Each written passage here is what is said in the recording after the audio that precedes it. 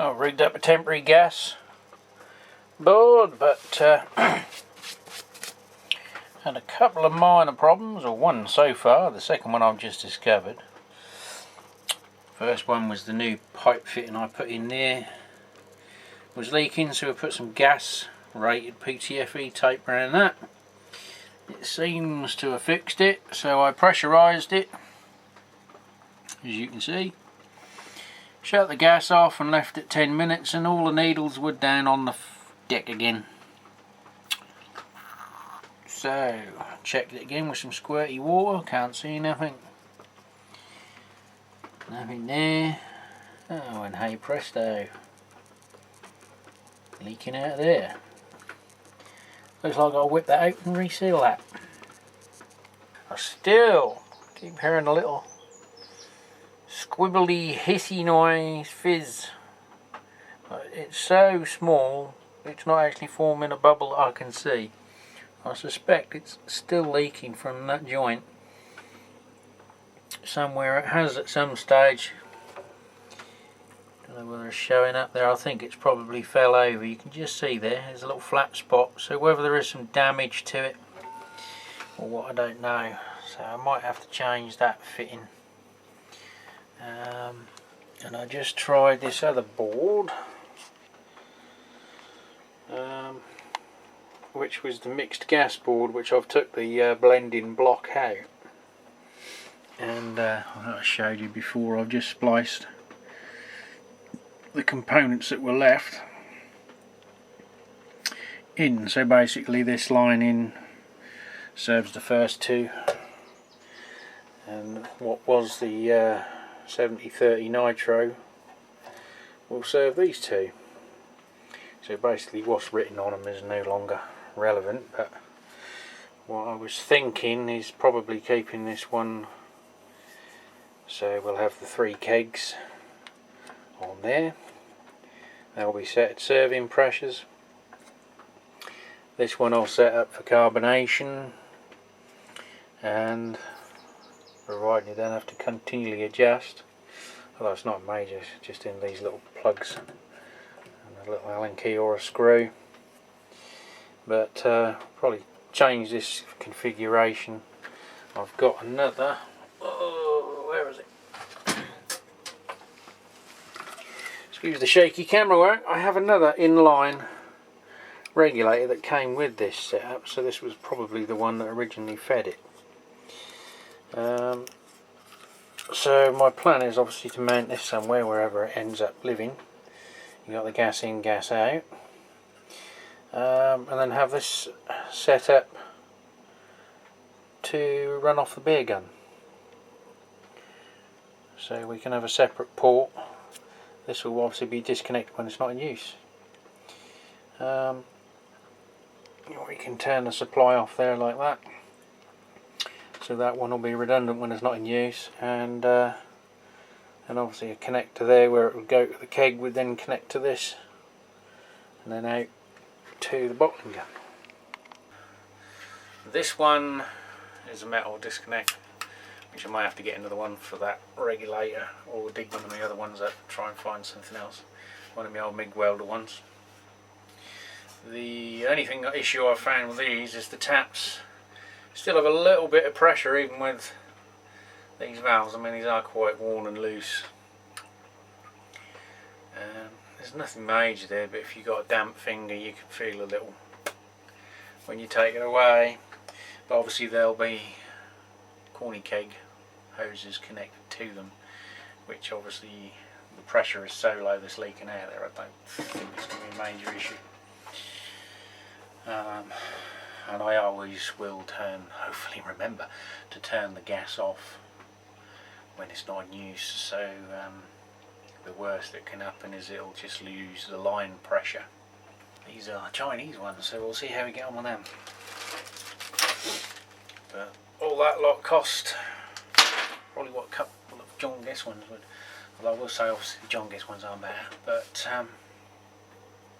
I thought to play around with configurations, so it would have cost a lot more money if I'd John Guested anything. I mean, if it needs replacing then I'll replace it, but That's just for the prototyping and messing about, changing bits of pipe and just making life easier than cutting up loads of pipe for each job. At the minute I'm still on the old gas pipe, just messing around with bits and pieces, and then right, so yeah, it's kegerating time, so I've got to strip the kegs down, clean them, which is what I'm going to do coming up this weekend. Hopefully I'm going to run out of time tonight, as I'm obviously midweek filming again. Other items I've purchased I'll splice in as I'm running through. We have had another little investment for star sanding and an alternative to distilling water through the T500, which you can do, but it does involve stripping out all the packing in the column to distill water. So I've bought a water distiller which basically looks exactly like an air still, except it's a slightly higher wattage element, so it gets the job done quicker. I tested it out the other night. I bought it as an ex-display one for 53 quid with the shipping. It's got the glass jar as opposed to the plastic, which I preferred for obviously decanting alcohol into it as well as water. So I can use the distilled water to make my star san up. So well, I mean, I don't really have an issue with the cloudy star san. It's still got the pH. While the pH is still in, you can still use it. And obviously blending the essences. So that will give me a good, clean, uncontaminated water supply for that as well. So, and I think you can bugger about with them and use them for the other purpose. You just have to be a bit more cautious because of the heat.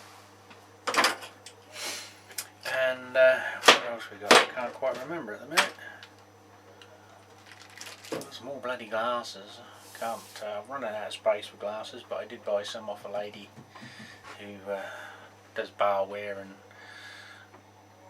promo drinks stuff, so we bought a few bits off her as well for the bar. It's all for the bar, of course, good cause. D2 in the big beer house. Yeah, so another day playing in the beer shed. I've masked up the front cabinet door on the future electric brewery control panel. So I'm just having a little dry fit, as it were, of the components just to make sure they'll all go where I want them to go, which is pretty much the same as the electric brewery layout. So I'll just take it off the mount and show you. Yeah, so at the minute I've just taped her up with some wide masking tape. This outside line is basically the edge of the inside of the cabinet with the lip, so I can't go beyond that or near it. I've also flipped the cabinet around the other way so it'll hinge from the left hand side, so it's basically just turning the cabinet upside down. Top and bottom panels are identical, I've only got one anyway, and the locks just sit there where I've marked out, so I've got to just keep clear of those when they come up. We've got to keep that space clear. So we'll have the they do tend to fall over because they're one-sided. Pump switches and the indicator lights, then the alarm switches, the timer and the reset button, and the 3 PIDs with warning lights, and element switch light may change because there'll be enough power running through this that in theory if I wanted to do back to back I could be boiling one while I'm heating the HLT up for another brew and cleaning the mash tun out, so that I could essentially be finishing the boil off on one brew and mashing in on the next, so to speak. I haven't made my mind up yet because frequency at which I brew, highly unlikely I'll do a double batch, but you excuse the dogs in the background because my son's just come back from a weekend trip. So then we'll have a power on switch and a power on indicator, again I'm subject to moving that, we've got a combined meter here which does the volts and amps, so we don't need, but I'm leaving this space in case future changes, that one goes wrong, a different size meter has to replace it, so on. The alarm button, which obviously ties in with the timer alarm. I think most of them have a red additional or some kind of indicator lamp. This does both anyway, so it seems pointless in having two flashing lights doing the same thing. I'm left with a couple of spares anyway, because when I bought the blues, for some reason the blues are dearer than the rest of them, but it was cheaper to buy two from one supplier than one on its own. So you can unscrew these covers, so basically it's a spare. That one was faulty, it's just bad soldering, so I can repair that one. But again, you can unscrew the little lens caps, so if any of them do fail, they're LED 240 volts, so everything's 240 for UK voltage. So it's just a matter of playing with the layout and then marking it out so it's equal. Also I've got to just make sure that obviously when this is flush to the door, the rest of it that's going to stick into the cabinet is going to clear the frame, so that when you open the door this bit doesn't foul it. So I might have to come across. That is pending. More updates to come later on.